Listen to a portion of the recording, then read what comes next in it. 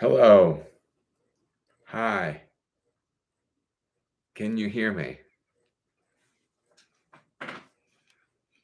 I'll wait till people get in here.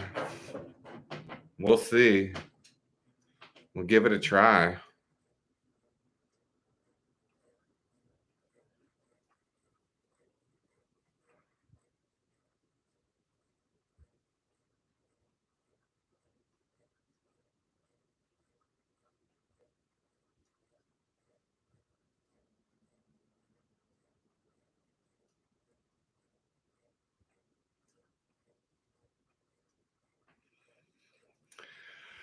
Well, when people get in here, let me know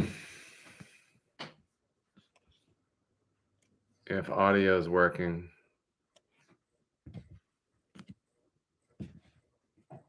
You would think, you have a computer and it's like new. You put the fake fireplace on behind you, like you put light behind it, trying to be fancy. And then I had a big beer. I had a big beer to drink. Damn it! Son of a bitch. Are you kidding? You can hear me?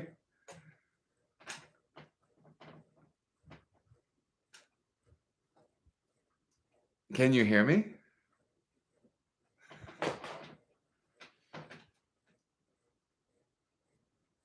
Yes. Yes, WD. Yes.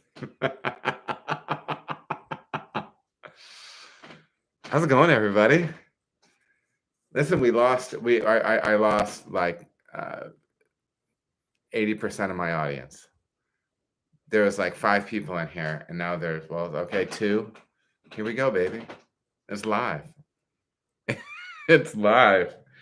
Why? Listen, I bought a little MacBook Air, whatever.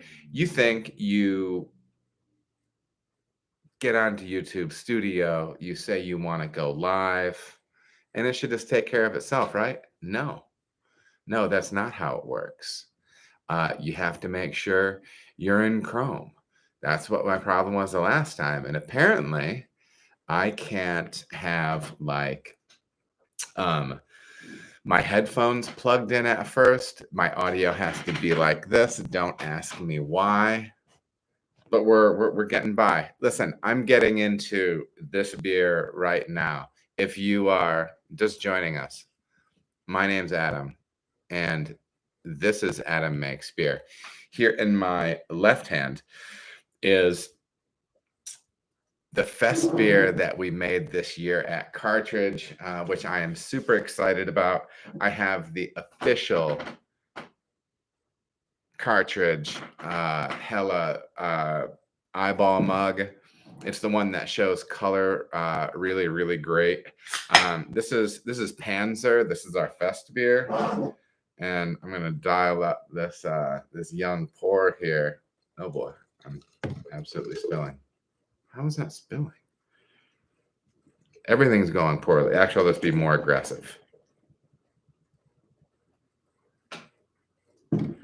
32 ounces, right? 32 ounces, 2 pints. We got a bit of foam here. You can see that color on that, man. It's really nice. It's nice and clear. It is the we did lager this well, but this is also that Brewer's Clarex product, or what's the other name for it? Clarity Firm. Super good stuff. And it actually does make beer not like completely gluten-free, but under 20 parts per million, which is supposedly the line. So yeah, the foam is nice. We also used obviously this foam stand is a little robust, but we also used the some Tetra hop compound, hop oil stuff. It's a hop compound that helps elevate head retention and does contribute a little bit of bitterness as well, depending on how much you use. And I have found that it does keep quite a foam stand with it. It's kind of cool because you can add it post ferment. So if you find yourself in a situation where you have a beer that is not could use a little bit of boost in bitterness, you can use a product like this Tetra hop oil, which is pretty cool. I want to get all this beer in this stein. This is my second time making fest beer. It's kind of like the paler version of, it's like the more modern day take on Oktoberfest. And I'm excited about it. I'm excited about the big mug. We're coming up on our 2-year anniversary here at Cartridge.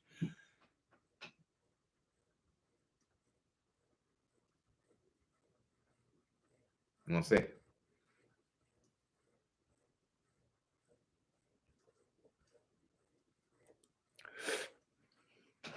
It's good.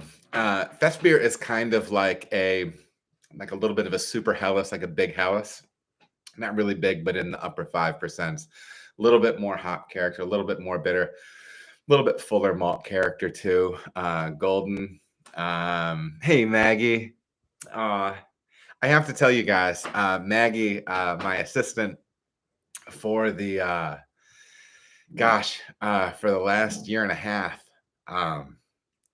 I might be emotional. So I just watched a live stream where my son is doing some missionary work, and they just had a live stream. The program just had a live stream of where he's going to be stationed this year. He's going to be in Minnesota. I watched that. I was feeling proud, and then Maggie said hi. Maggie's my assistant for like a year and a half, and man, she is the best. And she just took a job at Urban Artifact, and they're super fortunate to have her. They're a great brewery for her to learn and grow, and I'm so excited for her, and I'm so excited that she's ready for that next step in her career. We miss her like crazy. The boys at the brewery, Josh and I, miss her dearly, but we are having a good time ourselves. And yeah, I miss my lady. Hey, Margie. But before I get too far afield on everything, everybody, welcome to our September live stream Q&A. Per usual, audio problems up front.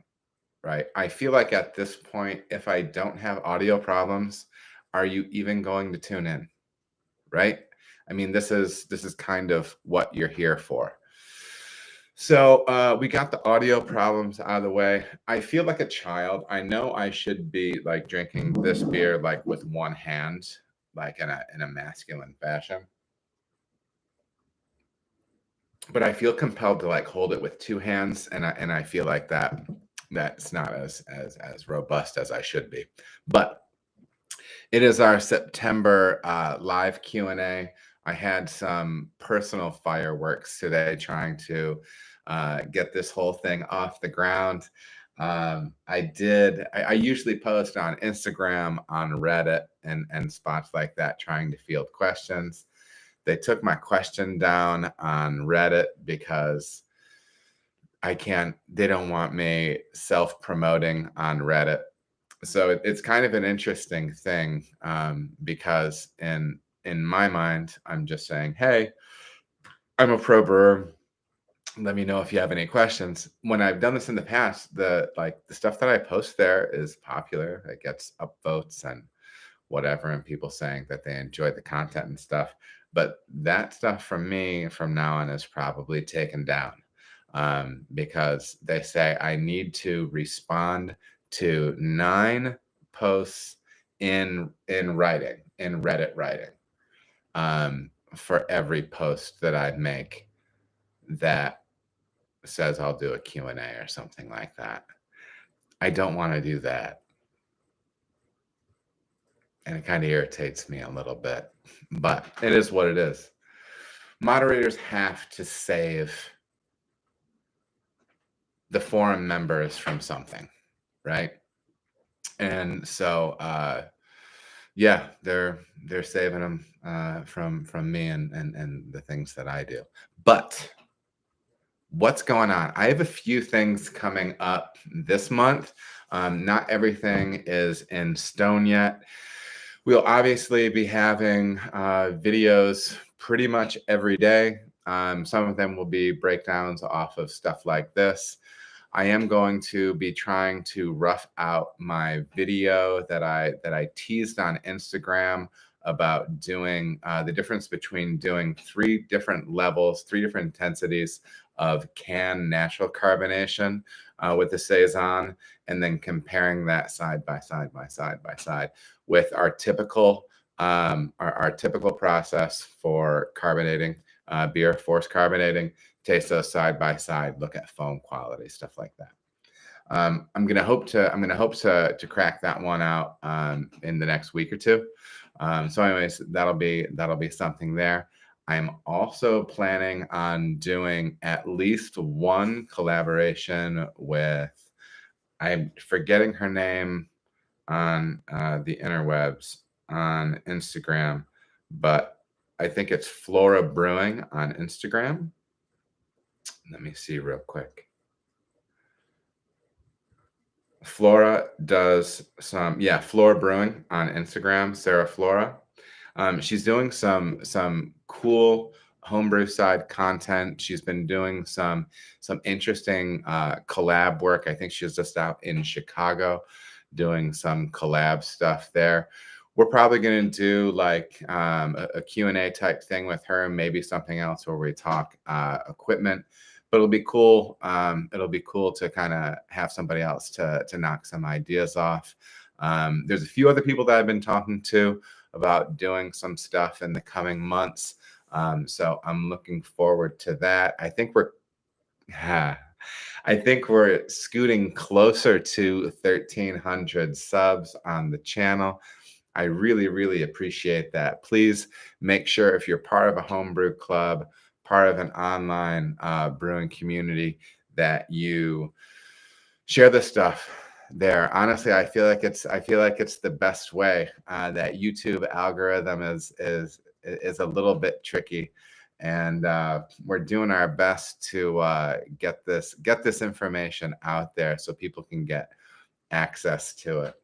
So, anyways, that's where we are at there. Cool stuff going on. Let me know what you're drinking in the chat. Like I said, I have my 1 liter of Fest beer.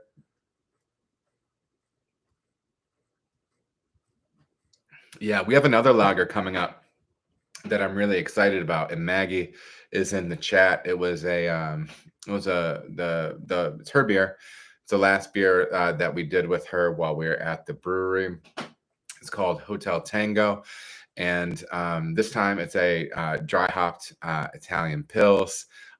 Super looking forward to it. Maggie's drinking Cartucho, our Mexican lager. That's pretty cool. Yeah, I'm gonna be pretty stoked to get that and see how that beer turns out. But anyways, that's kind of the deal. I have been posting a little bit from time to time the link to our Discord. I need to share that a little bit more often. We can get some folks in there. It'll give you a chance to have a little bit of direct contact with me as far as asking questions, and also other people in that burgeoning community that we are building over there on Discord. And what else? I think we should start answering some questions.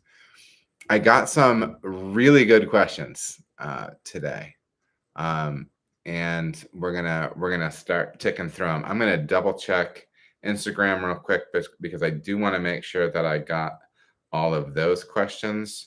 If okay, all right, I have all those. All right, so let's start knocking these off. Sun Bear Brewing on Instagram. What is the story of your brewery? How did it start? Anything you would do differently? So this is not my brewery where I work right now. Cartridge is not my brewery. but it is, I've been head brewer at a handful of places. Um, so I mean, how did it start? Just a little background on Cartridge, munitions factory for World War I, World War II. This is just kind of the nutshell version. World War I, World War II. It went through an extended period of shutdown from the fact that they were handling lead there. It was an EPA thing. It took a long time to get that place up to snuff according to federal regulation. Obviously, that's an important thing. And in the meantime, young people were going there and doing the things that young people do. They were drinking some beers, spray painting on the walls, high fiving, good timing, smoking funny cigarettes. And yeah, and so it just kind of stayed like that. People were busting out windows, whatever. People go up there and party. People would say that it was haunted up there, whatever, and it was kind of a whole big scene. But yeah, and then they brought the place back to life. The developer put in like 132, 135 apartments in its own little mini campus there with the sole business on that property being the brewery. The brewery is really a unique spot. It's really, really beautiful. It's right on the bike trail there, right on the river. Beautiful space. They've done an amazing job, and I probably to the credit primarily of Lindsay Hackbarth, one of the owners. Did a really terrific job design wise inside there, and just makes this. It captures this thing where you still feel like you're in an older building, but it feels a little bit refined, right? And it feels like it's a space that you can actually be in. There's a lot of nice touches design wise in there. Just a beautiful old building, and it's really great to be able to see something like that renovated and brought back to life. I think some of the things that some of the strong choices to make, because this is the 1, 2, 3, and even 4. There's some breweries that I've worked at that I wasn't there like when it first opened, but early enough that it was kind of really in that opening stage, right? I think some of the keys, so that question of what would you do differently, I'm going to approach it as, what are some of the right decisions to make? I love seeing places get used equipment. We got used equipment at Cartridge. We got a really nice specific mechanical system for a brew house with some tanks with that, and then we bought some tank scoopage from another now defunct brewery from the Cincinnati area. And yeah, I mean, you obviously save on it and things like that. I don't know, what would we do differently? I don't know, it's hard, like, I mean, there's been places where I've worked that, maybe they undershot what they needed to do equipment wise and then needed to make purchases later. That's probably a better place to be in than overbuying equipment, right? Sometimes when you are in that situation and that loan money comes in and your pockets feel stacked, you're just out there and you want to spend money, But honestly, if you can get some quality used equipment, I think that's really great. I think one of the other keys from a brewer standpoint, just even take it from a beer standpoint, I think it's important to think about not just what you want to brew, but also what people want to drink.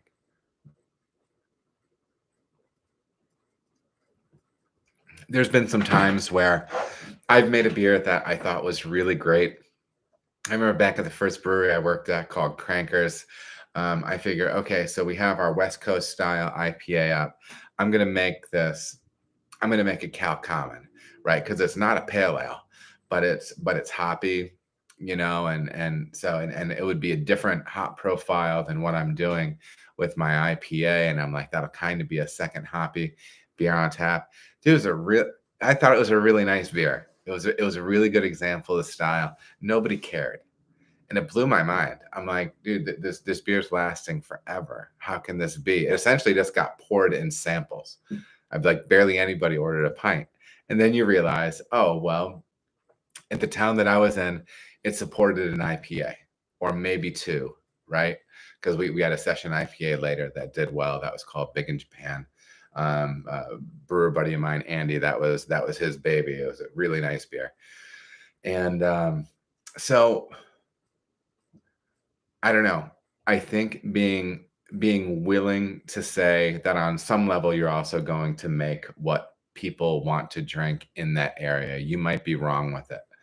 One of the things that I think we did well with launching Cartridge, we kind of made the decision of saying we're going to make what people want to drink.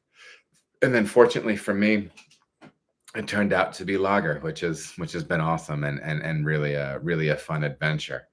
So yeah, I'm gonna handle that question that way a little bit. If I owned a brewery, I would feel very comfortable telling you the mistakes that I have made. But when it's not me owning it, I also don't want to like put former employers on blast or anything like that. So, I try to take it in a little bit more positive direction as far as some of the things that we've done well. So next up, we are going to talk about the question from Peterson B from Instagram. Are you barrel aging? If so, what? Yeah, we do have a line of beers in bourbon barrels. What I would like to talk about with that is we do have some in some larger style, traditional bourbon barrels, but we also have been working with smaller 15-gallon ones. I think it's really nice. What I've done is I've taken some beers, some big strong beers that we've had hanging around in half barrels, and I will blow a little bit of beer out of them to create a little bit more headspace in the keg. And then I'll continuously, over the course of several days, blow the CO2 pressure out of that keg. I'll leave that keg at ambient temperature so that gas wants to come out of solution. And I'll essentially flatten that beer. And then I've been pushing it into those small barrels.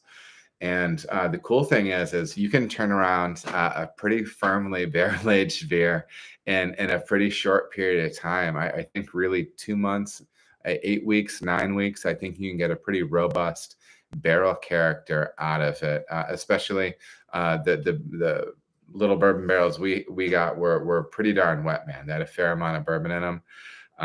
And the surface area is so much different. And so you get that flavor extraction into the beer so much more quickly. I will say this. If you are taking a really big beer and putting it into a barrel for a year, there's a couple of things going on there. If you have a really big aggressive beer, sometimes that beer itself needs to mellow, okay, as long as take up the character from the barrel. So if you want to be using those smaller barrels that you can't actually leave the beer in that long, what I would potentially do is a situation like we've talked about of actually age it out a little bit first and let that beer mellow a little bit first, and then put it into your barrel just to treat that barrel as an ingredient to pull out those barrel characteristics. Because if you're using that aging time in the barrel to also mellow the beer, maybe do that in a separate sealed vessel. Right, something that you're not going to have oxygen ingress with and things like that. We're using those smaller barrels because we don't have a ton of space and they're easy to work with and they're easy to fit places. And right now, I pulled those out of barrels. They're in half barrels, just waiting for various blending projects that we're going to do with them in the future. So I actually have a range of beers. And then we're going to do some blending and build specific beers with that. So that's what we have going on barrel age wise right now. My good buddy David P, what is the question aspiring pro brewers never ask but should? I thought about this one a little bit beforehand.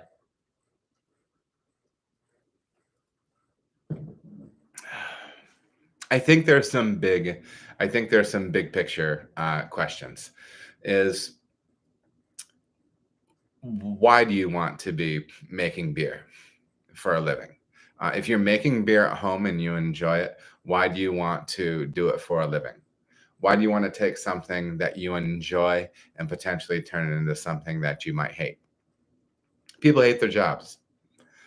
So why do you want to roll the dice on that? The answer for me was to prove that I was good enough to do it personally, and to try to gain recognition for myself.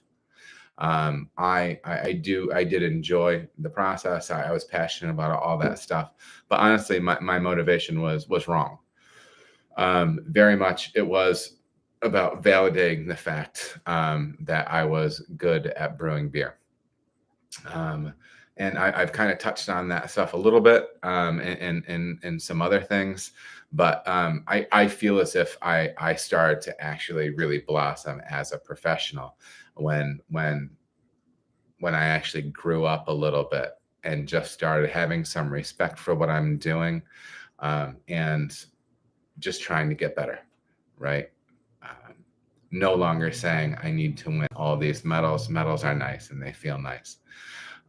No longer all of that stuff, but really, what am I doing every day to get better? And what am I doing every day to get Josh and Maggie and into a better space? The people that work for me, right? I need to grow so I can get better because I want to respect what I'm doing. I want to respect the craft of brewing, right? Then also, I want to get better so I can teach more to the people that work for me and offer more opportunity. So the question pro brewers never ask but should is why the hell do you want to do it? Do you think it's because it's a cool job? Like, I mean, it is great, but I think there's a lot of downsides to the industry, right? Like, if if you have issues with alcohol, you need to check yourself, man. It's super easy. It's super easy to get caught up in that, right? Um, I mean, yeah, I mean, if you want to do it just because it's a cool job that you have a passion for or whatever. Some other big picture things is, I would really look at how you take care of your body. Um, this isn't a question that pro brewers, oh, maybe. I mean, they should be asking, like, experience. Not that I'm the most experienced guy in the industry, but I got a couple years under my belt. Um, and part of my advice is you need to take care of yourself, man. We work hard and we work physical jobs. We can't afford to not take care of our bodies. We're going to break down, man. There's a shelf life on this. You know, you actually have to eat some food that's actually food. You need to drink some water. You need to stretch. You need to pick up some heavy things. You need to make your heart pump sometimes, right? Um, and yeah. So, anyways, it's kind of my thought on stuff like that. But yeah, I mean, really examine your reasons for wanting to do it. And the other thing is I mean, listen, go to Pro Brewer or go to Indeed or whatever, wherever they have brewing jobs now. I don't know. Um, but it's not like, look at the super majority of those jobs. It's not like it's fat stacks out there waiting for you around every corner, you know? Um, and ask yourself, all right, so do I want to give 5 6 7 years of my career years to this? How does that work um, if I am looking at trying to support a family, um, you know or supporting whatever lifestyle you want to live as an unmarried person? All that stuff comes into play. And um, and I think the other thing yeah, I'm gonna cut that one right there. I think I've said enough on it. All right, we've got a couple Questions popping through in the chat. Let's see here. Best beer, yay. Stephen Fisher in the chat says, hey, Adam. Hey, Stephen. Did an imperial stout today, but because my system was small, I did a reiterated mash. All the Maris Otter last night and the rest at 8 a.m. I'm going to throw it into a rye whiskey barrel when it's done. Yeah, man, that's awesome. That's awesome. When I do really big beers like that, there's different ways you can do this. I know like people will cut like first runnings beers, and so they will throw a ton of grain into the mash tun, mash in really thick. So not a lot of sparge water or mash water going in there. So they get this really dense wort, but not a ton of it. And they run that out, and then they empty the tun out, and the new grain and do the same thing. You get this super dense wort. Sometimes people take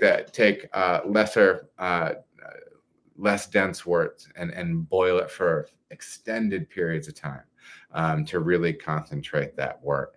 Yeah, there's a lot of little tips and tricks of ways of doing that. I'm a fan of just doing like the half batch type thing, a ton of grain in the mash tun, 1 quart per pound, a really thick mash, and just getting a really dense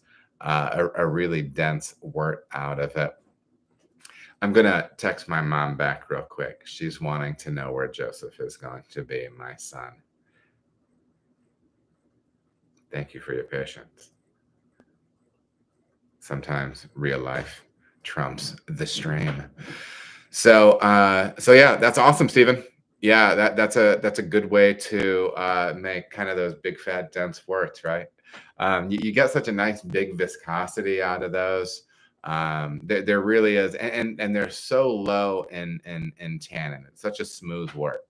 It's such a smooth wort. Sometimes if you're really trying to sparge all of the sugar out of those grains, you start pulling tannin out, and I don't know.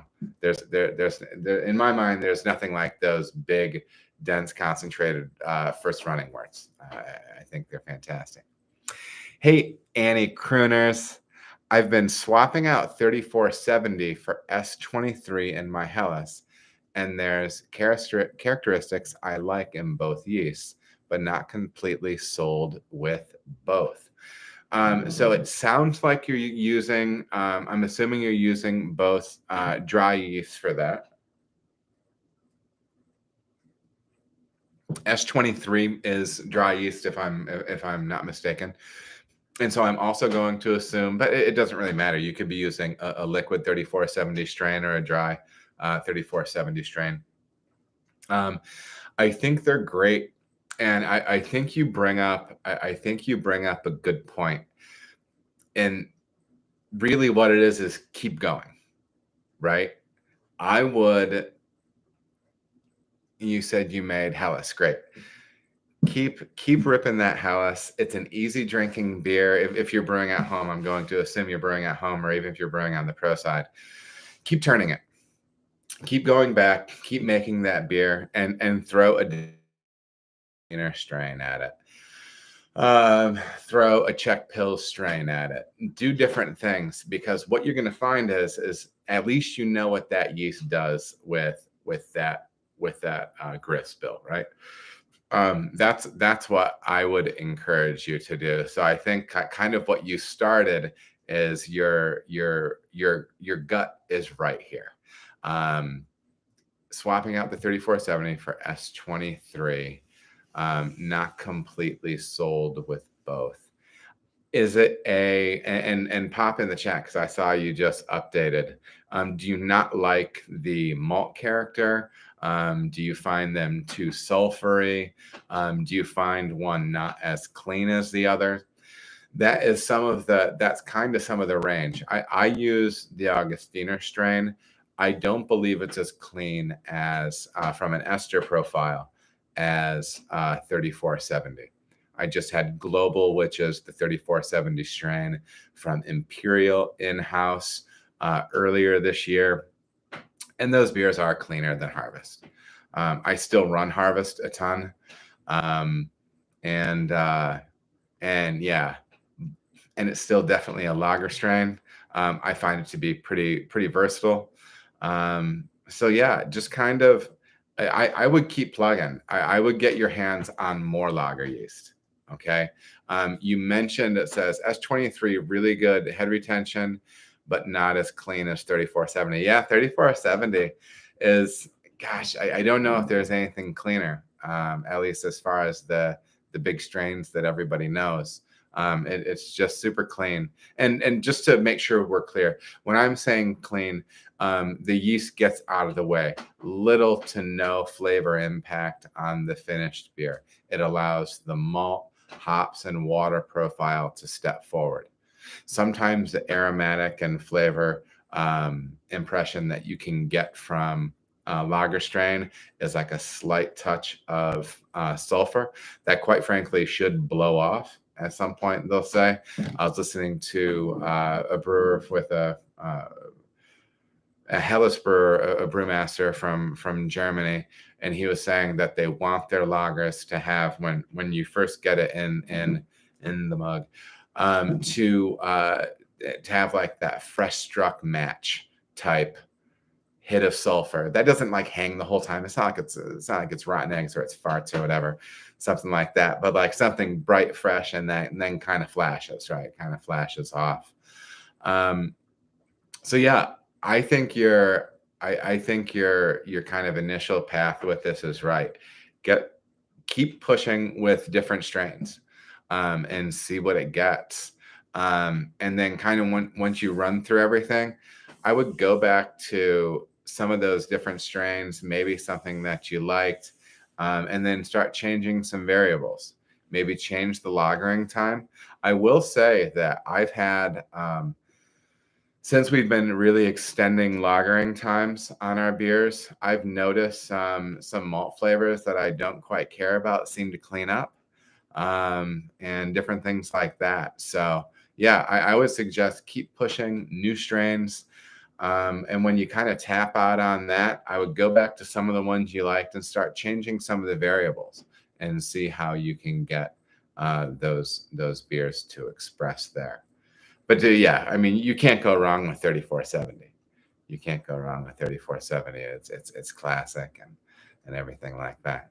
Yeah, cheers to you too, Annie. I'm going to jump over to the next question. But before I do, this is the September 2022. It's almost, I mean, summer's basically over, right? It's 2022. What's happening? It's going to be 2023. But it's the 2022 September live stream. Adam Makes Beer. Hopefully everybody's having a good weekend. We're rolling into Labor Day weekend. Hopefully you're not going to be laboring on Monday. I will not be. Good question from Old Crispy Boy on Instagram. Could you give a general percentage for a good American stout recipe? When I put the call out for questions today, and it was last minute. I was trying to figure out when I can fit everything in, and it was a little bit last minute. But I asked specifically, like, if there's style questions, recipe questions. The first thing I would suggest is I would suggest getting your copy of Brewing Classic Styles. Mine is well worn, semi falling apart, and does it have, maybe I got the autograph. I do not have the autographed copy of the book by Jamil and John Palmer. But this is a book that you must have in your library from a recipe formulation standpoint.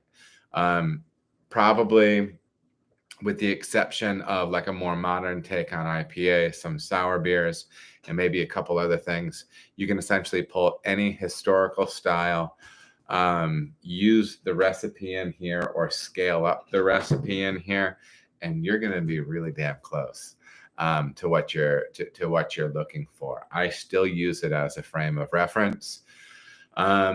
And so I'm going to answer 2 stout questions tonight. And the second one that I answer is going to sound a little funny after I answer this one. But could you give a general percentage for a good American stout recipe? When I think American stout, I think of Sierra Nevada, the stout, that American stout that they do. I don't know if it's as high ABV, but I do kind of think about like that 7% type stout. I forget what the stout was from Rogue, but I believe Rogue had like kind of that 7% American stout, maybe in that the 22-ounce bottle. Remember 22-ounce bottles? That used to be a thing. I don't think there's so much a thing anymore. But you probably want to be pushing a beer like that original gravity, at least up to about high 1060s, low 1070s. Kind of planning on the finishing gravity being in the mid to high teens. So, 10, 16, 10, 18. There is going to be a direct correlation between how many IBUs you can fit into this beer and that residual sweetness, though. If you're looking at the style guideline and you're going at the lower end of the residual sweetness, you're making a drier beer, I would encourage you to take the bitterness back to the lower end of the style spectrum as well.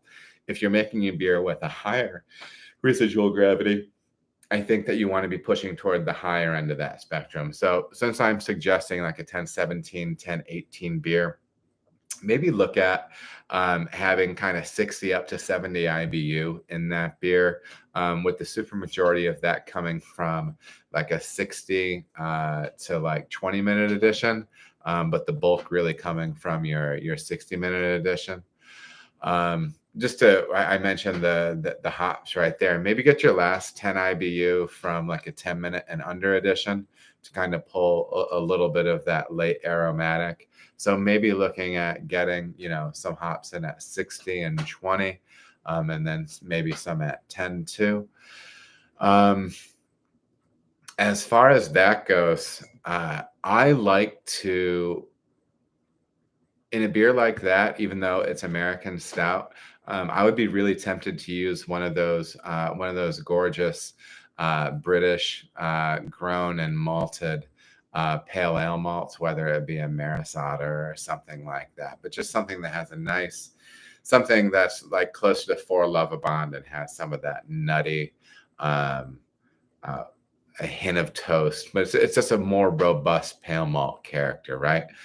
I'd be tempted to use something like that. If you're going to be using just Pilsner, which you could definitely do, or 2-row, I would look at blending in 5 to 10%, 6 to 8 Lovibond Munich, and because that's kind of a way that you can push up that type British type character, a little bit more base malt depth in a beer like that, blending in 5 to 10% Munich into your base malt proportion. I would stay away from like the 20 Love Munich. If you look at the Weyermann Munich products, they're like a 6 and an 8 or 7 and a 9, something like that. They're pretty close, but keep it in that 10 Lovibond and under Munich for that. As far as roast malt goes, I would view this in a similar way when we were talking about residual sweetness in the beer. I like to create an arc of flavors. So when I'm using roast malt, I usually like to use a couple. The Brewing Classic Styles might talk about taking like your chocolate malt and splitting it between pale chocolate, which is like a 200 Love, and regular chocolate, which can be like 300 to 350 off the top of my head. To be honest, I've used so little roast malt in the last 2 years, I'm not exactly sure on those numbers. But then maybe blend up some chocolate-like malts with some roast barley, different things like that. Those are some good examples. So play with some different roast malts. I would suggest going with roast malts that do have the husk on, because you do want a more robust roast character in American stout. So I would recommend that. If you feel as if you have more residual sweetness in the beer, maybe push that roasted malt total proportion a little bit up to 12%. Maybe it's going to be a little drier, maybe keep it a little closer to 8%. But that's another one of those balancing factors. I think that a beer like this could also use some crystal malt, probably anywhere from 5 to 10%. And again, I would look at arcing those out, maybe a lower Lovabond crystal and a higher to kind of create an arc of crystal flavor. Um, yeah, what else do I have? I say you can go a couple of different directions. These beers are about 7%, so you do need a solid slug of yeast in these beers. Okay, just don't poo-poo those 7% beers, because it's gonna come after you a little bit. You're gonna need a solid pitch of yeast to take care of that. I think you can get away with using British yeast in this as well. If you want to go something really classic, of course, something like Chico American Ale yeast, something like that, something on the cleaner side. And just personal preference for me, I say thump up the carbonation in a beer like this, especially if you are on the sweeter side, you have a little bit higher finishing gravity. Push that carbonation level up to 2.7, 2.8. It'll help create a nice foam stand. It'll also push those aromatics out.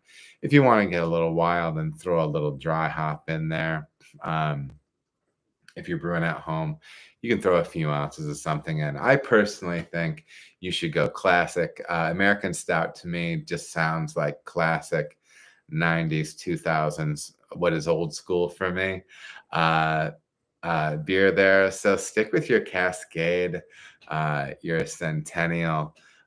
Maybe get wild with a little Simcoe in there or something, but maybe put to rest some of those other hop boy hops from today's day and age, or use them and see how they go. My thought is this: there's some flavors that don't go with heavily roasted flavors. If there's a way that you can push up some of that classic Pacific Northwest kind of pithy tangerine orange thing, if you think about an orange and chocolate go together, so just get your wheels turning in that direction. And that's kind of what I would be doing with American Stout.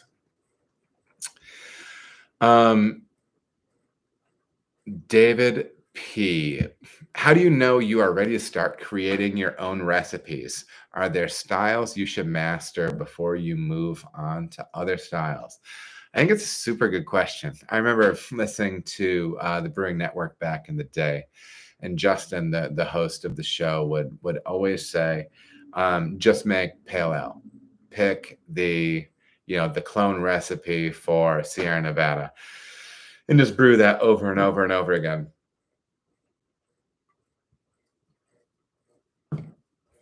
It's a valid point.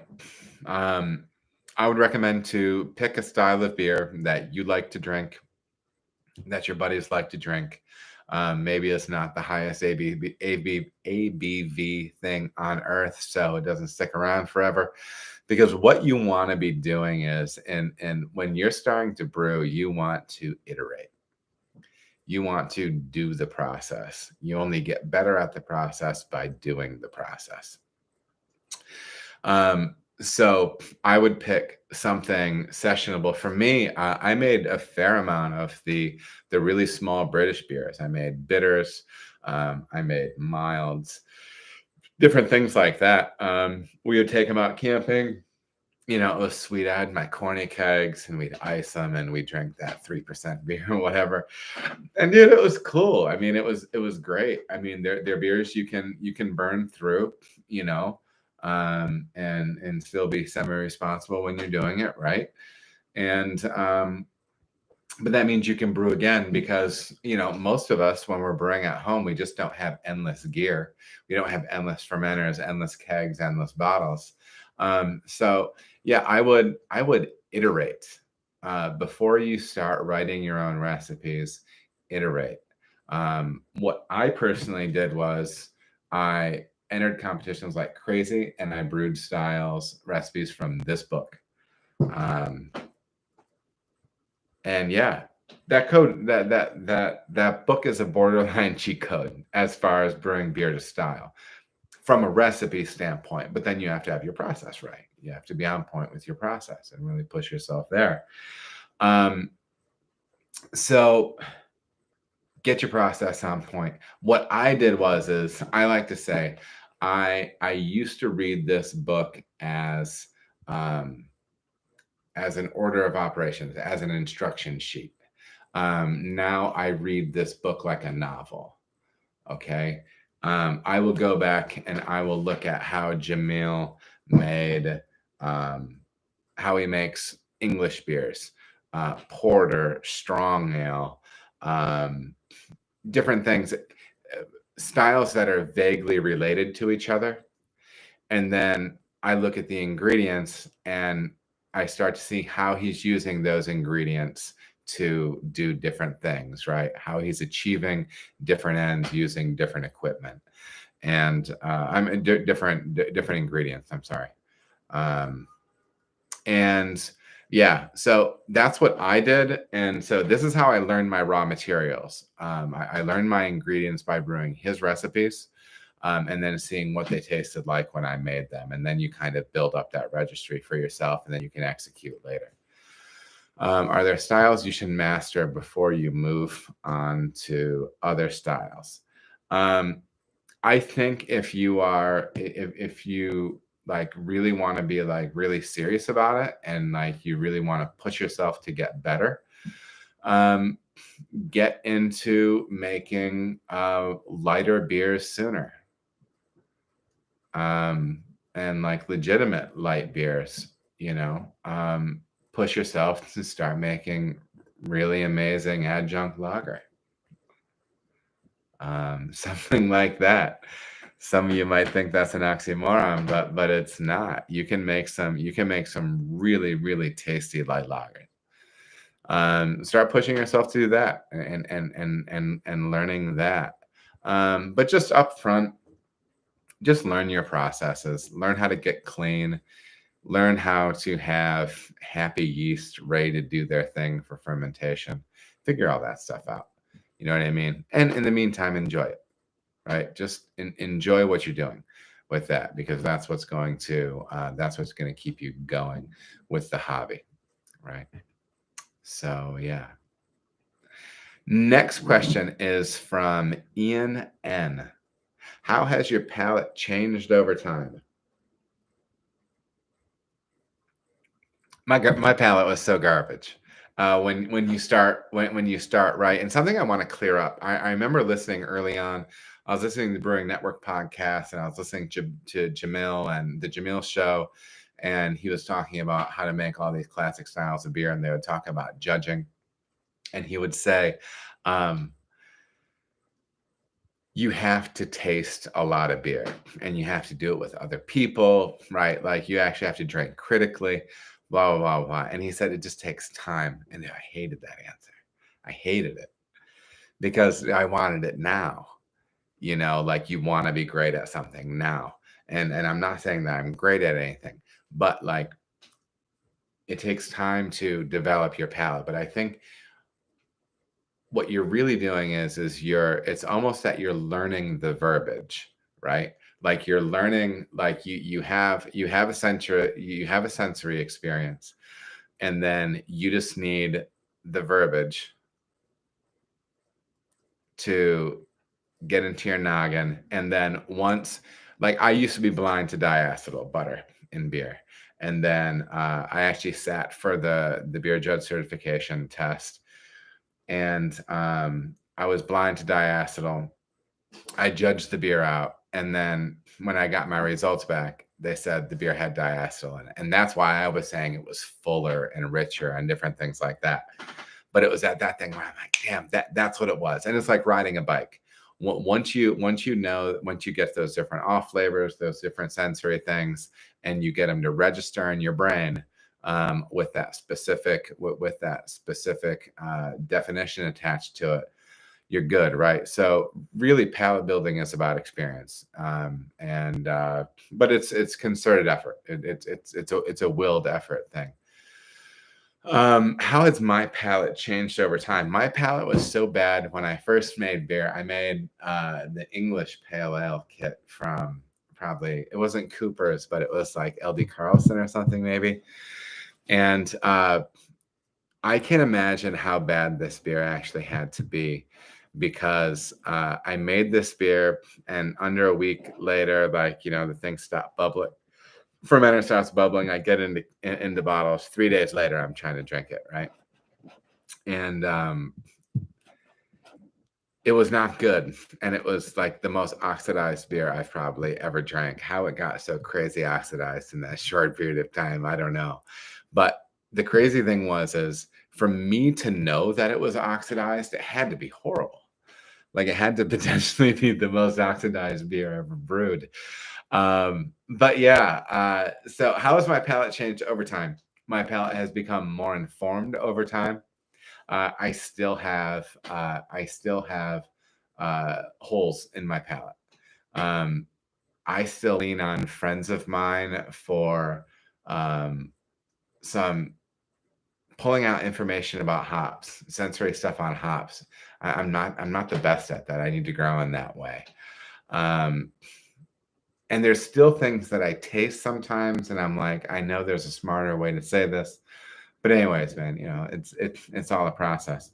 How my palate has changed over time is sometimes you'll hear wine drinkers say they started off drinking, sweeter wines, and now they only drink red, dry, tannic wines, big robust things, whatever. Um, there has to be something to that. As the years go by, I prefer drier beers. I don't necessarily want a ton of residual sweetness in the beers that I'm drinking. I remember I used to get like there was some beer from Victory, and it was some big strong ale. It was like a strong ale English barley wine or something. But I used to go and buy those English barley wines and sip on that one pint of it and, they're 9% or whatever. And that always blew my mind, like the novelty of it, right? And the intensity of the flavors. But yeah, like the more years go by, the more I want austere and subtle. Um, I will taste those big aggressive beers from time to time, but I just want to taste them to taste them. I don't want more than 3 or 4 ounces by and large. I remember when Founders was popping off KBS, CBS, those big barrel aged beers that they have. And good for them. This is not sour grapes or anything like that. Founders kills it and they've been killing it forever. Right. Um, some of those beers get sweet, man, and people like it. I mean, there's a reason, you know, there's a reason we have diabetes issues in this country, but that's, people like sweet things. But for me, I want to taste small amounts of those. It's yeah, it yeah, that's kind of where I stick as far as all that stuff with and how my palate has changed over time. Let me pop back over real quick. Andy Phelps, and just so you know, Andy in the chat, Andy does super majority of my editing and has really been my background my backbone from a technology standpoint here. People like sweet things, end quote, Adam Mills. You are correct. And Andy has just been the best. I remember talking to him about this project early on, both he and his brother Dave, who was also in the chat, talking about, I wanted to do this. I don't really feel like there's a ton of other pros doing stuff like this. I think it could be a cool niche. And Andy's really supported me along the way and in so many ways with that. So question from Andy, what did your career and in teaching help to do to prepare you for a brewer? I taught at-risk kids for 10 years. So the kids that were kicked out of your school, wherever you went, I taught at the school where all those kids went. And I've got great stories that I won't tell here.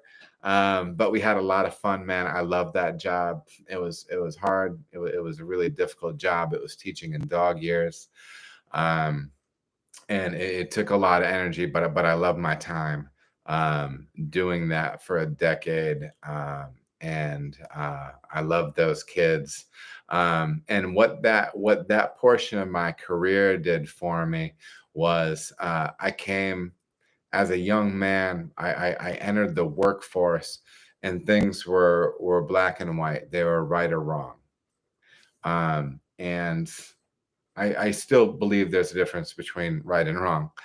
Um, but these kids taught me compassion. Um, these kids taught me that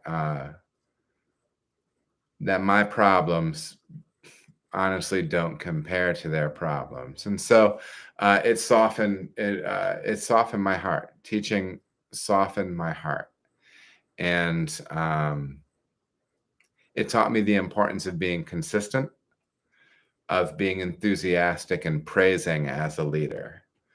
And I feel as if that's manifested to now where I have, well, the team with, Maggie now moving on to Urban Artifact, but still having Josh. Um, it's my obligation to show up there every day and perform at a high level, like as a leader, right? And for the front of house staff and even for ownership, right? In every situation, and this isn't that you're impervious or anything like that. In any situation, you want to try to prepare yourself to be the person that people can depend on. It doesn't mean that you have endless strength and you're invulnerable or anything like that, but you try to prepare yourself to be dependable, right? And that's one of the things that teaching taught me. So something that I do naturally is I am naturally joyful. I'm naturally enthusiastic.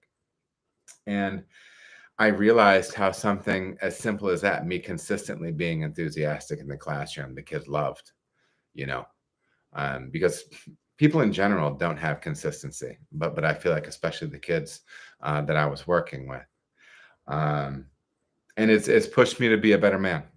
It's pushed me to be a better man.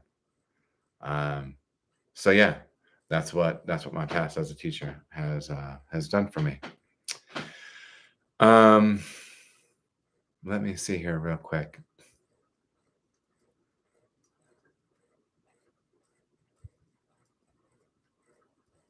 All right, let me jump over here.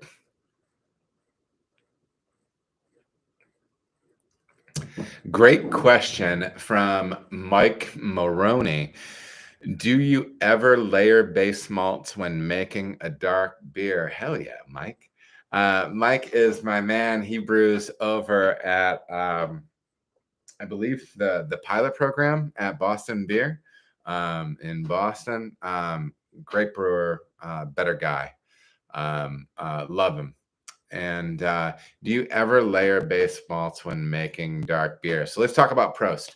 Prost is one of the beers that I am most proud of that I'm currently making. It is our Munich Dunkel. And we will layer up our base malts in that. Base malts are going to count anything from Pilsner, two row, Vienna, Munich, and probably Munich is as high as we're counting for base malt. Yeah. And really, the idea of base malt is can it be the supermajority of a grist? The darker you go with Munich malt, the less the less ability it has to convert itself. As far as diastatic power, diastatic power is a malt's ability to convert its own starch into sugar. The darker those malts get kilned, typically the lower their diastatic power is. So yeah, I do like to, I love layering up different base malts. So with Prost, I'll use both Munich 1 and 2. There's different things you can do there with Prost right here, not Prost, with this is Panzer. Let me pull up the recipe for Panzer real quick. Panzer is a blend of base malts,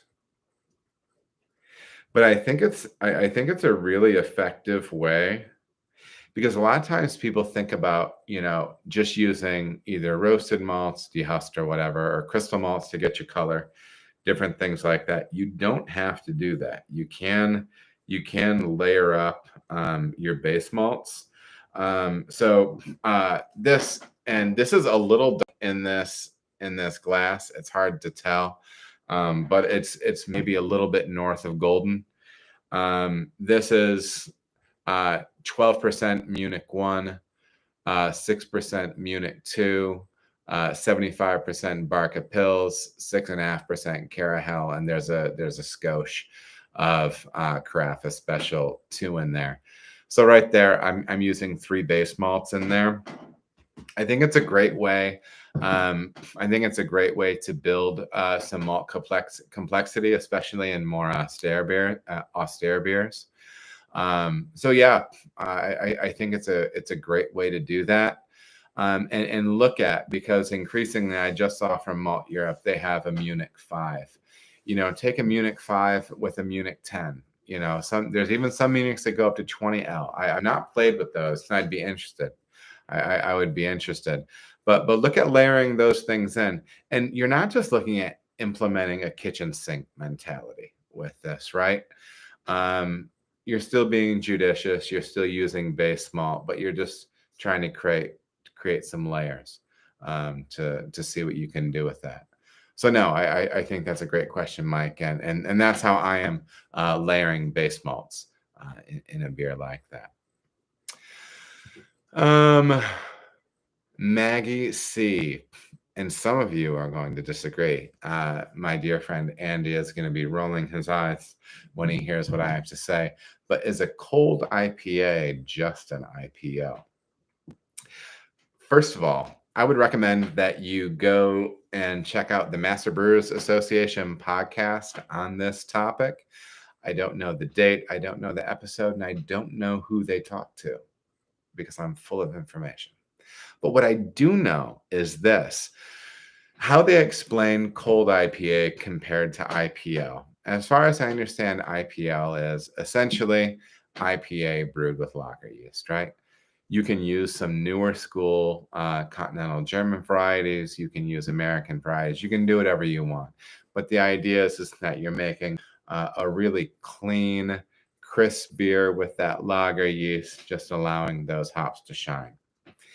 IPL, I'm sorry, but cold IPA is actually closer to, I believe they described it as making the anti-hazy IPA.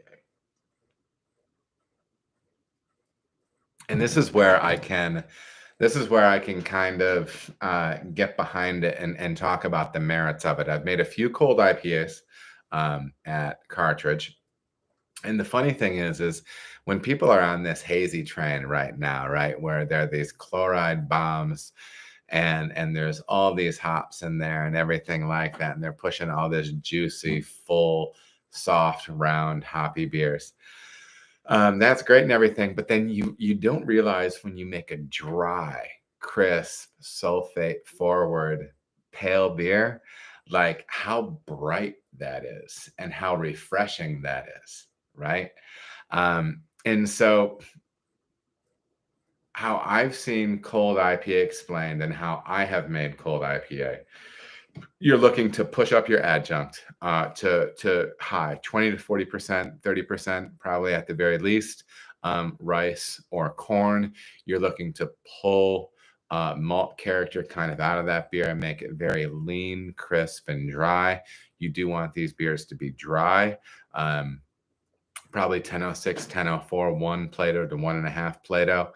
So you want them nice and dry. You probably do want them 7.5% or above, because that level of alcohol intensity will help supply potentially like a sweetness or a roundness to the beer. You do want these beers to be firmly bitter. So it's almost like they're like these, a little bit more of an imperial. Oh, don't get mad at me for saying it this way if you want to be really fussy about this. But it's a little bit like and kind of an imperial type, an IPA type take on light lager, right? As far as yeast with this, you can go, they're either doing lager yeast warm or they're doing ale yeast cold. I've done both. Mess with it, man. Especially if you're on a hazy kick. Dude, make yourself a dry, pale, Crisply bitter IPA, man. A lot of times they're featuring they are featuring some new school hops, but sometimes they'll also pop into like those mid 2000s, like those Simcoe,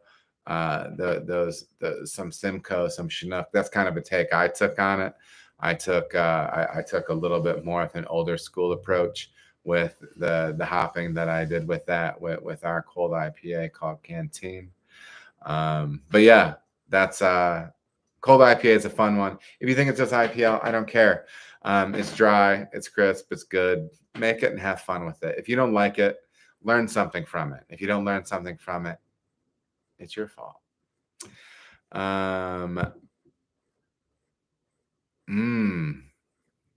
All right, so David Kerr just popped a question into the chat, and I'm not sure how well I can answer this, but we're going to give it a shot.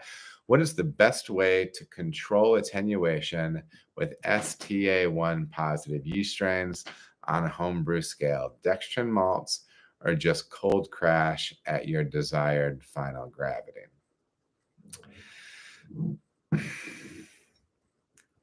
I'm not positive on this, and I'll throw a bubble in when I post this back up.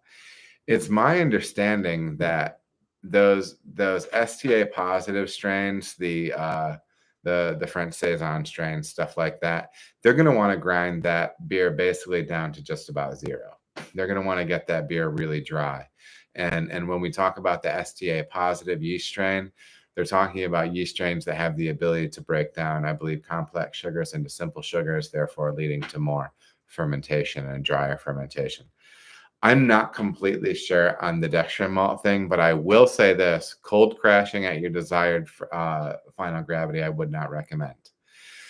There are cleanup processes that your yeast, there are things that are reabsorbed by your yeast once all available fermentable sugar is gone.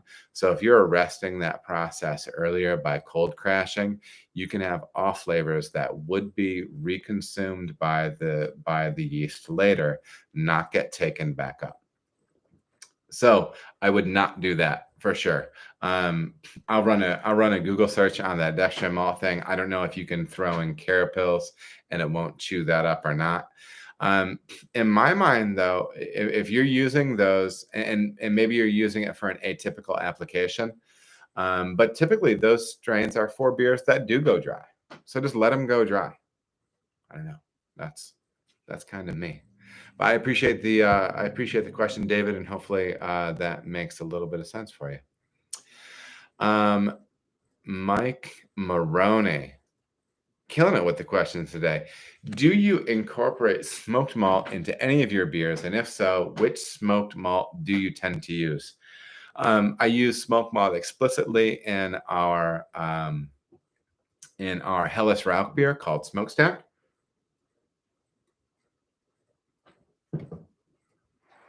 That beer won a medal, silver or gold, in 2021 U.S. Open Beer Championship. Tip of the hat to the esteemed Michael K. Bruckner. That beer was a baby of his when he brewed with us at Cartridge. So yeah, that uses smoked malt. It's a Helles Rauch beer, and Mike wanted to use a blend of the Beechwood smoke, the traditional Beechwood smoke malt from Wireman, and some of the Cherrywood smoke from Brees. It's a really nice blend. It's a really nice recipe that he put together on it.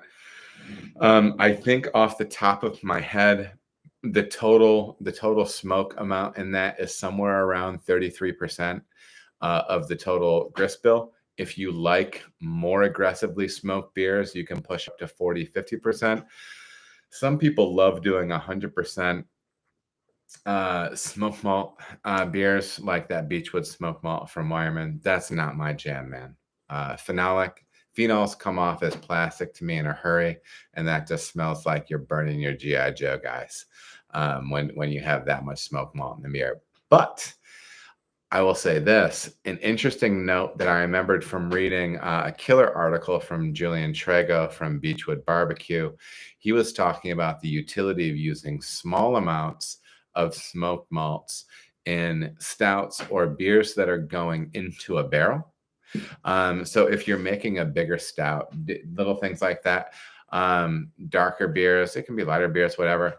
But if you want to go with a light hand with something like that Beechwood age smoked malt, or even the cherrywood smoked malt, um, go light hand and then dial up from there if you want a little bit of nuance. I'm thinking porters, stouts, particularly stouts. If you want to get like a little bit of nuance on the back end of a beer, see what 3 to 5% does for you, right? Especially playing off that other roast malt. Maybe just don't blast and go over the top on it, but see what 3 to 5% gets you. You can always remake a beer, right?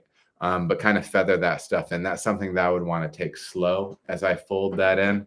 But yeah, Julian Trego is saying that, sometimes it can be really nice in some barrel-aged stouts, some barrel-aged dark beers, different things like that, some strong ales.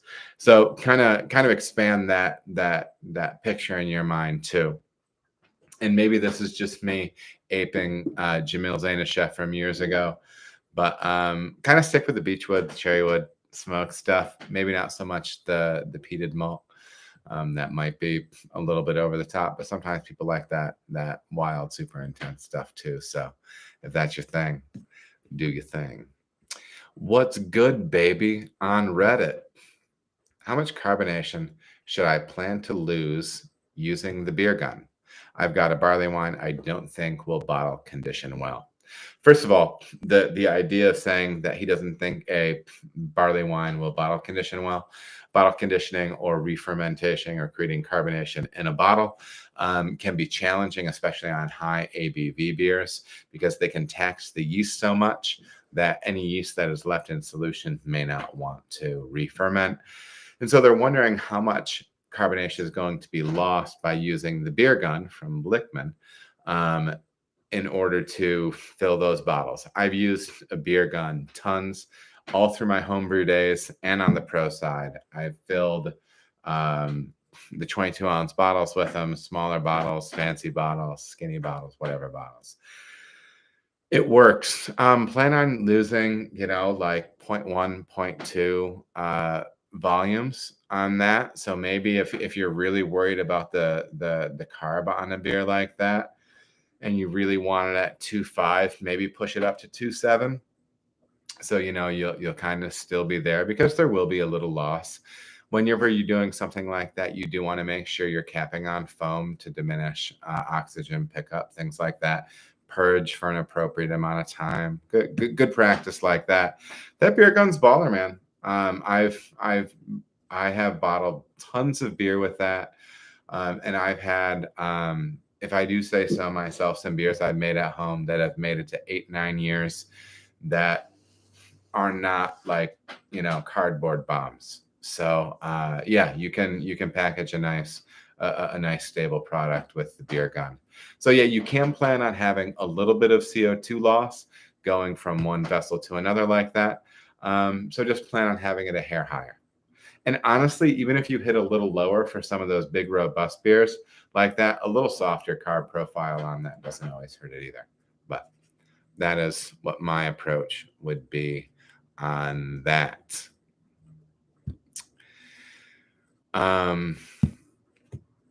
Mike M, give me 3 breweries in the US who you feel can do no wrong and you'll never hesitate to purchase any of their products. I don't get to buy these beers often, but when I go out to Denver for CBC or whatever, and maybe it's nostalgia. I grew up on the Brewing Network, and so for me, I don't know if from pro brewers, I don't know if I've learned more than I have from Matt Brynildson and Vinny Cilerzo, Russian River and Firestone Walker. Yeah, I just have a soft spot in my heart for those guys, for what they've done for the industry and everything like that. They make baller beer. I mean, they're pioneers on the IPA side. I think they have championed the return of Pilsner, American takes on Pilsner. I think they've led the charge on that. And then I'm also throwing ABGB, Austin Beer Garden and Brewery in Austin. Probably the best beer experience. Top 5, definitely, maybe top 3 beer experience I've ever had was having pints there with my wife. It was one of the best times. One of the best times. So thanks, Mike. Go Blue 24/7 on Reddit. I make seltzer in one of my kegs. I was wondering if I took it out of my kegerator and brought it up to room temp, how long would it stay carbonated? So if I'm reading this correctly, you have a seltzer that is fully carbonated. If that is cold, it's in your kegerator, it's fully carbonated, and you detach the carbonation from it and you are not tapping it and you take it out of your kegerator. If your keg is appropriately sealed, the carbonation level and it will not change. As it warms up, the pressure inside that keg will increase, but you should be good because corny kegs, if you are using a corny keg, go up to like 160 pounds, I believe. They're crazy. I was talking with our Coke rep the other day about it, but they hold tons of pressure. But it's the same way when you unscrew a warm 2 liter of soda, right? All that CO2 wants to fly out of there. The pressure's still in there. If you get it cold again, it'll pour normally. If you try to pour it hot, it won't work well. And if you try to pour it like at 12 psi, like you normally would inside your kegerator, it will start going flat because it'll pour really fast at first because there's actually more pressure inside the keg than that 12 psi that you're trying to push with. But as soon as it equalizes, you'll start losing. You will start losing carbonation in it. But yeah, if you're just taking it out and leaving it, and then at some point bringing it back into the cooler, waiting for it to get cold, and then serving again from there, you'll be fine. You're not actually going to lose carbonation out of the vessel if your vessel is sealed. So some keg information right there. Jumping back over into the chat. Hey, Nathaniel. Oh, man, what the? Did you hear me say naughty words? You said I'm still live. I clicked something and I can't see it. I don't know why. It took the screen away and yeah. I don't know if I'll get in trouble for can you get in trouble for saying the F word on a live stream? Because I'm pretty sure I just said it. So, what are you gonna do? Anyways, Nathaniel, what's up, dude? Busy scientist in the chat. Let me hit a. I tell you what, man, you like to keep it light. You'd like to keep it fresh. So that's what we're doing. So what I can see right now is the only thing I can see myself on time delay. So that's the deal. Hey, party time. Swear away noise. Hey, appreciate it. Party time said that it's a good stream. Thanks, man. So Todd Porter, what temp do you dry hop at when using Kvike yeast? Do you drop the temp at all? So I am currently using a cool strain from Imperial that is a hybrid strain, which is I believe it's cool to say that it's a couple of derivative of a couple of Kvike strains. But when I'm dry hopping with that, I do what I typically do. I completely finish fermentation. I did do a more, in the past, I've fermented Kvike yeast. I've probably done 100, 150 batches of with Kvike yeast. I used to work at a place where I did 1 barrel batches. And so I made a bunch of beers with Kvike. It had no temperature control. It was a wild setup. I've had Kvike strains there ferment at 105. Really crazy, mind-bending things when you are used to working with traditional ale yeasts. But I've always waited until fermentation was flagging or on the downside. So right now I'm still fermenting. I'm fermenting my beers out completely. Any dry hop beer that I do, I ferment out completely. I do a soft crash down to 58 degrees to pull the yeast. I'm still laughing about that thing where I thought I lost the stream. I do a soft crash down to 58 that will pull the yeast down to the cone so I can harvest that yeast off. And then once that yeast is gone, that's when I'm dry hopping, and I'm dry hopping under pressure. Okay. I do have a little pressurizable rig that I can drop hops into my fermenter with, and that's what I'm doing. So even when I'm doing that with Kvike yeast. Now on your side, I would try different things. If you're brewing at home, let's talk about if you do want to try, if you're fermenting really hot and you want to try your like a mid fermentation dry hop, knock yourself out, do it, see what it does. I would recommend that maybe letting it calm back down a little bit. And stuff like that, but that's just my hunch. Also, I've really changed my contact time with dry hops. I keep it at 58 for one day. I'll rouse it a few times. I'll blow CO2 up through the bottom of the fermenter, and then I'm crashing it to 38 after 24 hours, and I'm trying to get it the hell off the hops. I feel like when I do that, I maintain more fruit aromatics and I minimize herbal dank. That's just me. See what you did. Maggie, you're laughing out loud because you heard me say naughty words on the live stream. I tried to be the picture of professionalism, but you caught the raw, version of the whole thing. Again, how are you feeling about the fireplace? I feel really good about it.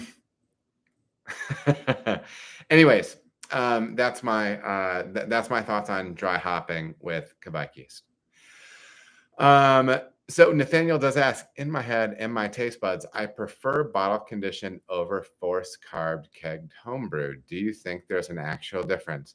Listen, I think there's enough people that say there is for me to put some credence behind it.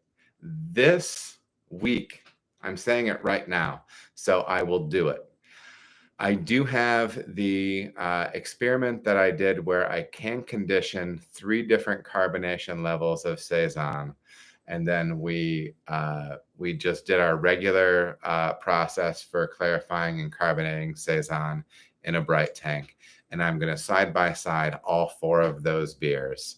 And then we're going to talk about it. And we're going to see if there's difference in foam and all those different things. It's not going to be definitive. Don't act like I'm saying that it would be anything like that. But I would like to see that stuff for myself. It's taken forever for me to get that French Saison yeast to clear out of those cans. I've opened up those cans a few times, and it's just stayed hazy and stupid. And so I've been waiting on it for that to kind of drop, but we'll see. But anyways, we will be tackling that subject soon. Todd Porter, I just hopped at 1029 at 88. Sounds like I'll be, oh, you're good, dude. And honestly, like it's one of those things, like do it, see what it does, and then do it different. Like you're going to be brewing like for years, right? Just enjoy it. And I'm not going full Papazian. Don't get me started. God bless Charlie, by the way. But I'm not going full Papazian and just saying, relax, don't worry, have a homebrew. And that's fine advice. But I also think that it can be a little loosey-goosey, right? For my personal taste. You have a little tension from time to time, have something to push to want to get better. But listen, if you're relaxed, don't worry, have a homebrew guy, go for it, man. Do you? But me, like my goal is, I want to do as well as I can with it. So anyhow, party time brewing. Have you used any other CO2 testers than a Zamenagel? I do have a friend that likes to call it a Nagel because he feels like Zom gets all the love. Zamenagel seems to be the standard, but it's kind of pricey for a nano pico size brewery. Yeah, man, it is. They're expensive. They're $1,200 maybe, 1,000 to 1,500 probably. But they're baller. They work really well. I've used a plastic one somewhere else, and it sucked. I don't know. I hate to say it, but I feel like that Zom is really, or the Nagel. I feel like the Nagel is really the way to go. As far as that goes, as far as reliability, I actually need to swap out the temperature probe on mine because the temperature probe on mine is wonky. But they're workhorses, man, and you can use them forever. And I know it probably sucks as an upfront cost, but yeah, it's kind of one of those things. So that is it from the chat right now. Let me go to some of my pre-asked questions. Seltzer, a couple more. I like to brew NEIPA, but they always start out super bitter. I love this question. It takes a good 2 months being sat in the keg before they taste too good. Why is that? Welcome to hop burn. That is the terminology that we use to describe this. To me, it's at the back of the palate sensation, and you can definitely combine it with bitterness, but it's a harsh phenolic hop expression in these heavily hopped beers. Okay, New England IPA uses tons of hops, and they need time. If you go and if you dig into Scott Janish's book on New England IPA, the new IPA, killer book, go buy it. He will talk about people want the beer to calm down either in the bright tank or even in the can, right? Because they're trying to get these beers to you so fresh, but it's actually after a little bit of time for some of that stuff to settle out, to go away a little bit. I just put a double IPA on called Dagger, which is done in that hazy, juicy style, what have you. Did we do that with Capri? I think we did it with Capri. And a cool hybrid London 3 / Kvike hybrid from our friends at Imperial, and you should check it out if you haven't played with it. It's cool yeast. It holds haze really well. It is different than London 3 / Juice, which they carry. It does have a little bit of different nuance. So if you're looking for a different ester profile, definitely go check out Capri. But going back to that idea of hop burn, dude, we are putting so many hops into these beers, whether they're cryo hops, so hops that are more oil forward and less green matter or whatever. We're putting so much hops in these. That phenolic compound from hops that we're infusing in there, it can stay up in solution and give kind of this hop burny, unpleasant thing. I feel where Dagger is at, which is mine right now, which is the kind of the hazy double that I'm serving right now. I feel like the hop burn in it serves as a little bit of balance. And then as this beer goes through the weeks until it's gone, I think this beer is slowly going to drink a little bit sweeter as that hop burn fades. But yeah, what you're describing is hop burn. Different people handle that different ways. I know when we're talking about these hazy beers, sometimes they do just need a little bit more time in the bright tank if you're on the pro side, or if you have that type of equipment on the home side, or needs a little bit extra time to condition. Yeah, that's going to be a thing. That's going to be a thing. And it's just kind of part and parcel to making those styles of beers. I do know Scott Janish recommends even using, he uses Biofine in those beers, which might seem kind of counterproductive, potentially pulling some of the haze that is carrying some of those hop flavor and aroma volatiles with them, right? But he's saying that he feels like it helps to pull out the the hop burn out of the beer. So check it out. Check it out. Check out maybe trying to find those beers a little bit and see if they help them hit a peak point a little bit sooner for you. All right. Thank you for that question. Middle Fruit. Wish I caught this stream earlier tonight. We'll watch its entirety when I get the chance. Subbed to you a few weeks ago. Nice getting input from the pros. Cheers from Ottawa, Canada. Well, that's awfully nice. That was just a kind thing for you to say to me. I appreciate that. Middle Fruit. The deal is, I mean, we've been going for an hour and 36 right now. About, 3/4 of that have been technical issues, whether or not I knew anybody could hear me or not. So I think we are going to take our last one right here. Last question. Oh, no, there's not, because he asked me another one and I skipped over it. Maybe we'll do a couple. Where is it? How much coffee do you drink at Cartridge? Funny story. And how do you implement coffee into beer? Dude, I used to drink so much coffee. I used to drink coffee from like 5 in the morning until 3 to 5 p.m. And then what I found out is I'm kind of naturally a little bit of an anxious person. It ended up when I was just injecting like straight into my veins caffeine like that. It made me more anxious. And then I typically drink 2 cups of coffee a day now. There have been intermittent coffee shortages at work, K-cup troubles, blaming it on COVID, something. It's supply chain. It's a supply chain nightmare right now. And there are some times where I don't have coffee in the morning. And it's just something that I'm coping with. I don't want to make it a union issue, but we'll see. But the question continues. How do you implement coffee into your beer? What I love doing with this, and this is Scott Janish stuff, please go to scottjanish.com and check out his blog. Killer information in there. He has a great blog post on using coffee in beer.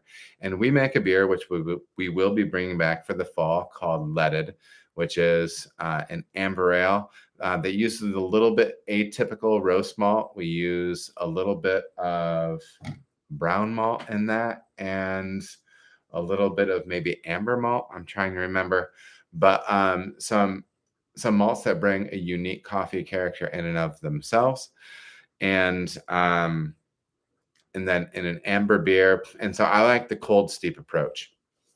I like to do 10 to 12 pounds in a 15 barrel batch. This time when I bring this back, I'm going to go closer to 1 pound per barrel to maybe 1.2 pounds per barrel, push it up a little bit. But I like to get a blend of whole bean and ground coffee. I typically will get 25% ground and 75% whole bean. And then I like to cold steep that in the bright tank, for me in the bright tank, for about 4 days. Sometimes I'll arouse that tank a little bit to make sure I'm getting an appropriately mixed solution when I'm sampling. But yeah, look at that cold steep approach. Maybe keep the coffee off the hot side. It's possible to pull some tannin out of that. But I do know some people, some pros that make some baller coffee beers where coffee even goes into the kettle, into the whirlpool. So yeah, it's all about messing around with it and figuring out what you can do. So that's how I'm working with coffee beer, and I love it. I love it. That's how I would do that.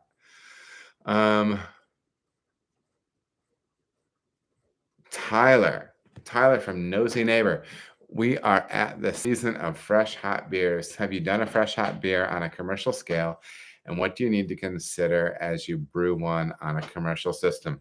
Honestly, the only time I've made a fresh hot beer on the pro side, I was at Rockford Brewing, and I'm trying to remember what they used, but they're using a bunch of Michigan grown hops, potentially Chinook. I could be super wrong, maybe Nugget.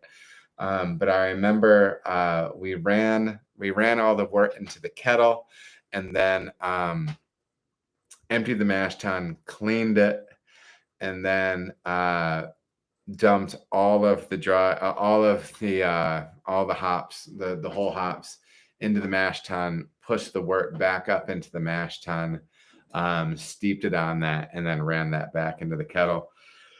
And it was a whole new experience for me. And I'm not gonna lie, like there was parts of me that were a little skeptical about it. It was a killer beer though. It was super nice.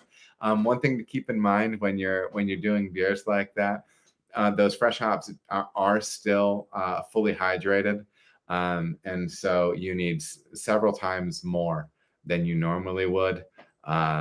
So plan on something like that, and you are going to have a greener component out of it, but it's kind of part and parcel with what fresh hot beers are. Some people like them, some people don't. I've had a couple that are good. I've had some that are really green and kind of chlorophyll-y, and not really my thing. But yeah. And Tyler mentioned they just released their coffee stout. We do a blend of cold brew for flavor and dry bean for aroma. Hell yeah, man! It's a great way to do it. I've done that too. There's a lot of ways to slice that coffee into the equation, and I would look at you. I would suggest looking any different way that you can get that in there. What else? Oh, I already said his question. Mike Maroney, what are a couple of beer styles that you feel like you'd like to give a go, or ones you've already made that you feel need work recipe wise to get where you envision it? So this is what I referenced earlier. This is going to sound a little bit funny, but honestly, I haven't been making stout much at all. Like, I don't pour a ton of stout at Cartridge. We pour a lot more of our lagers there, and so I feel like I need reps on stout. Like talking about American stout, like it's kind of got me like I've always done sweet stout, oatmeal stout, stuff like that. And I've kind of shied away from a hoppier stout, but maybe I'm gonna have to fire up a hoppier stout for the fall and for winter and see where it gets us. Maybe a half batch, like 7 barrels or something. Mostly, I feel like I'm out of practice with stout. What I've been doing a lot with stouts is whether they're barrel-aged stouts or even a beer like Holster, a hazelnut stout that we do. I kind of take this, what I like to say is like a faux stout approach, where I'm using not a lot of traditional roasted malts that are going to deliver really aggressive roasted flavors, but I'm using primarily dehusked stuff like there. So you get the color, you get some edges of roast, but it's softer, right? And it can be a cool way in a beer like cream stout, milk stout, lactose stout, what have you, to kind of get some rounder edges on stuff like that. So for me, that's the thing I've been brewing the least really is stout. And so taking these questions and everything like that, I don't know, it kind of fires me up to maybe think about doing like a half batch of like a 7% stout, something like that, and seeing because even the other stuff that I've done a beer called I can't remember, it was a coconut stout, as an export stout. So again, it was on the softer side as far as the bitterness and everything like that. And we used the Chilaka coconut product for that, and that was a tasty beer. That was called Schofield that we did at Cartridge. And but yeah, maybe you guys are getting me going. Maybe I'm gonna have to do like something a little bit more like old school American style stout. So yeah, that's something that I feel like I would have to go back through and really start working with. Maybe that'll scratch a cool itch there. But yeah, milk stout, baby. That's right, Dave. Milk stout. Whenever you're dealing with milk stout, you're typically going to be tossing lactose in there. That's really what makes milk stout milk stout. They used to say that it was kind of like a fortified drink for lady folk and whatnot. Maggie said you can't pout when you're drinking a stout. Maggie, I'm so glad you're still here.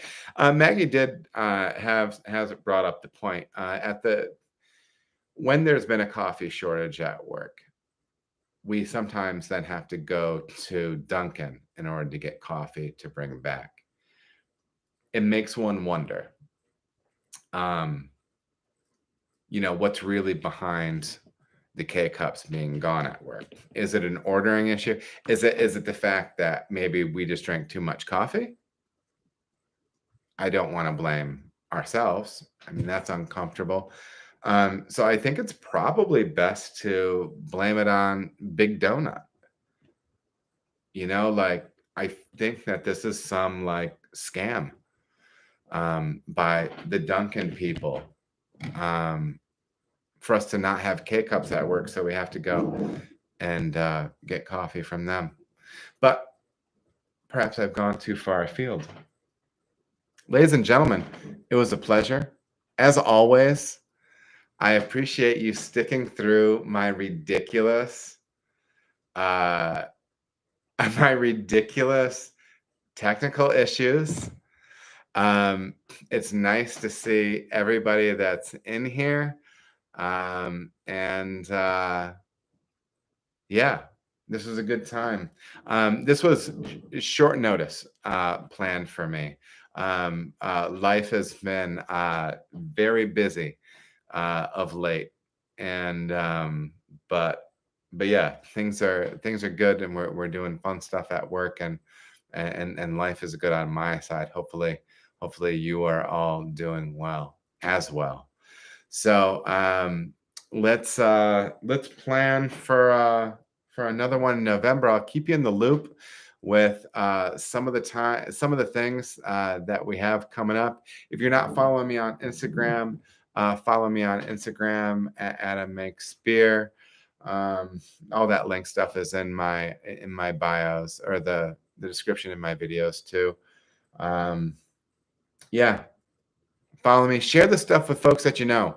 If you got friends that make beer, you're part of a homebrew club, please get them the channel. Let's get this type of info out here. I want to share as much as I can, and I want feedback from people, and to be answering questions people want to be doing. So anyways, I hope you all have a lovely holiday weekend. I guess if you live in the United States, I hope the rest of you have a lovely weekend. I don't know if you have a holiday weekend or not, but yeah. So take care, everybody. Cheers, and we'll talk to you next time. Bye.